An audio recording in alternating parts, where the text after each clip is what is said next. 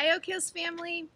In light of the recent news about California's COVID reopening, we thought we'd give you an idea of what to expect now at our Sunday morning gatherings. The first bit of news is very exciting because, as you may know, our 9 a.m. service now takes place outside in the courtyard so we can beat the heat.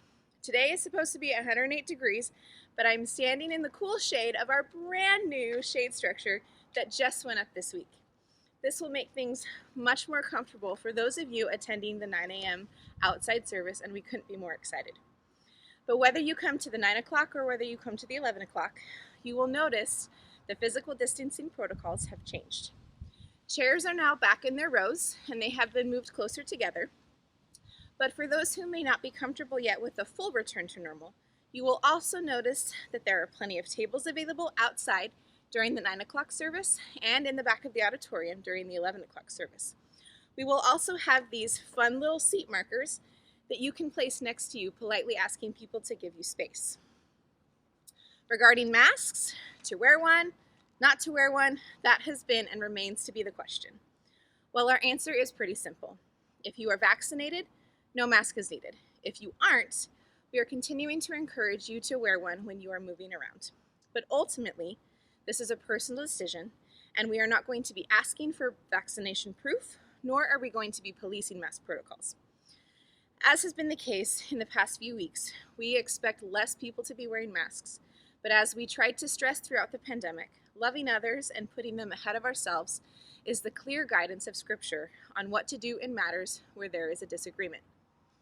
So there will be people here with a mask on and others without, and we want to continue to do our best to love and respect each other well, regardless of our personal choice about masks.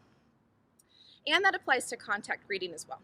Some folks may be less comfortable with a hug or a handshake, so it's best to just ask first, or simply greet them with a wave or a fist bump. Our welcome team, our coffee bar, and other volunteers will be guided by the same principle. If vaccinated, no mask is required. If not, masks are encouraged.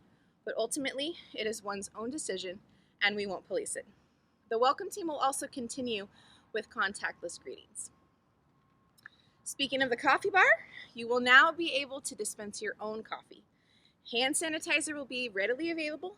Volunteers will wipe down the handles, and we encourage you to do the same. And if you aren't comfortable getting your own coffee, a volunteer will gladly pour you a cup.